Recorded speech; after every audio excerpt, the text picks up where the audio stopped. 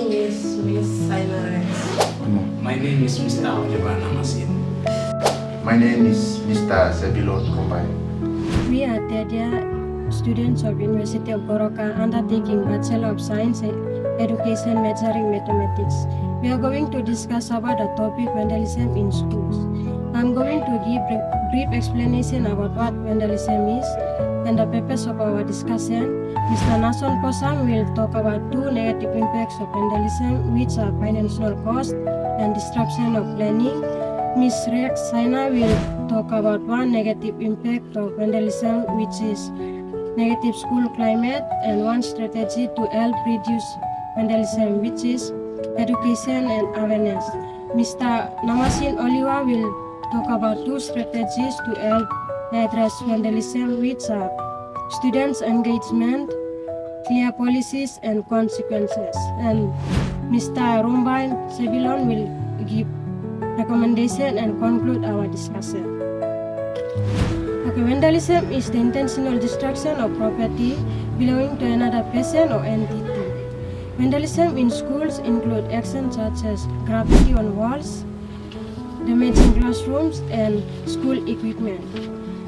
Vandalism is a serious issue that negatively affects the school environment, school resources, and students' learning. As stated by Lindsay and Seals 2017, vandalism reflects broader issues like poor school environment and lack of engagement. In our discussion, we are going to raise awareness about the seriousness of vandalism while informing and educating you, the viewers, on its negative impacts, including financial cost, disruption of learning, and negative school climate. Our discussion also aims to provide potential strategies to help reduce vandalism in schools. Moreover, it also seeks to inspire a collective effort among students, staff, and community members to reduce and address vandalism, and creating a safer and respectful environment for learning. I'm going to talk about negative impacts of vandalism in schools. There are many negative impacts of vandalism in schools, but I'm going to talk about only two of them, which are financial cost and disruption of learning. About financial cost, vandalism causes significant financial losses for schools due to repairs and replacements for the school replacements made on the school properties which are being damaged. Based on that, as stated by Romy and others since 2001, these financial burdens caused by vandalism divert resources away from the essential learning, the essential educational services to take place. Based on the disruption of learning, which is the second negative impact of vandalism in schools, the damaged classrooms delays lessons in schools, number one. The second one is the reduce of moral. It reduces the moral of students' learning. It interrupts the learning process in schools to take place. Moreover, school damage lowers students' motivation and diverts and disrupts instructional time of learning to take place in schools. To talk about one of the negative impacts of vandalism in school, and that is negative school climate. Continuous vandalism in school contributes to negative school climate where students feel unsafe. This feeling of unsafety deters students from attending school regularly, affecting their academic performance and the overall well-being. As stated by Cohen and many others, 2009, negative school climate impacts the overall well-being and academic performance of students. One of the positive strategies to help reduce the practice of vandalism in school is education and awareness. Education and awareness strategies to improve vandalism in school focus on teaching individuals, especially the students, about the negative impacts of vandalism in school and the respect for public spaces. Programs can include workshops, discussions, and campaigns that highlight the consequences, fostering a sense of responsibility and community pride. Teaching students about the importance of school properties can help reduce vandalism. As stated by Fabric 1999, when students learn about the impacts of their actions, they tend to respect the school environment more. There are two positive strategies that I'm going to talk about. Number one is student engagement. Number two is clear policies and consequences. Alright, student engagement. Getting students involved in school activities, it lower vandalism. A study conducted by FIN 1989, when students engage in school activities, it tends to lower the rate of vandalism in schools. For example, getting students in groups and let them do gardening.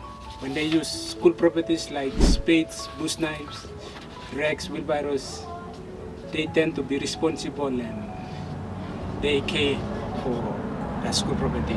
Getting students into group and let them use school properties, it kind of help them to they have respect and responsible for the school properties. In that way, it reduces vandalism rate in schools.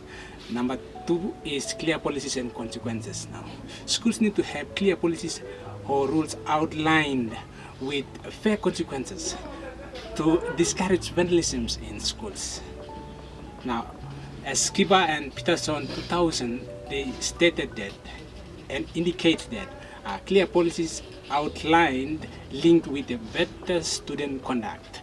When students, for example, when a student is involved in putting gravity on a wall, the consequences that he faced must be fair. For example, involved in community service. In that way, it built that student and it also reduced vandalism in schools. Thank you. Okay, vandalism in school is a pressing issue that undermines 1. The quality of education, 2. The student safety, and 3. The physical learning environment.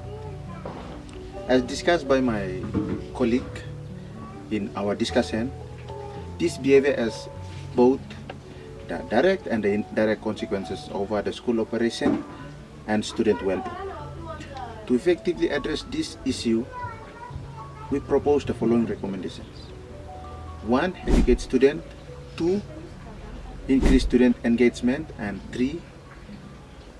Set clear rules and consequences.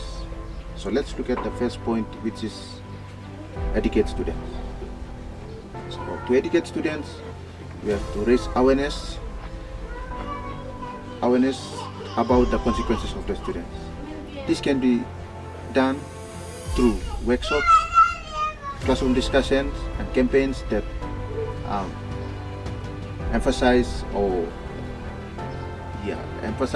the respect over the school property. So according to Fred 1999, students are more likely to respect their environments, that they understand that there is an impact on their actions. Number 2 point, increase student engagement. To increase student engagement, you have to involve students in school activities such as 1. Community service, 2. Leadership program, and 3. Clubs. According to the research made by FIND in 1998, students who feel connected to their schools are less likely to involve in disruptive behavior. Okay, number 3 point is to set clear rules and consequences. So to establish consistency and enforce policies regarding vandalism. According to Skyba and Peterson in 2000, it shows that consistent rules and consequences promote better students' behavior and accountability. So to conclude our discussion, vandalism negatively affect 1. The learning environment, school safety, and financial resources. It also reflects a deeper issue such as a lack of student engagement, school climate, and many more. By implementing those strategies discussed earlier on, This can foster a more respectful and productive environment. Vandalism is by fact is a big problem in schools nowadays. So let's work together as students, teachers, and as an upcoming teachers, administration, parents. So let's work as a team to make sure our school safe, respectful, and supportive for learning. Thank you.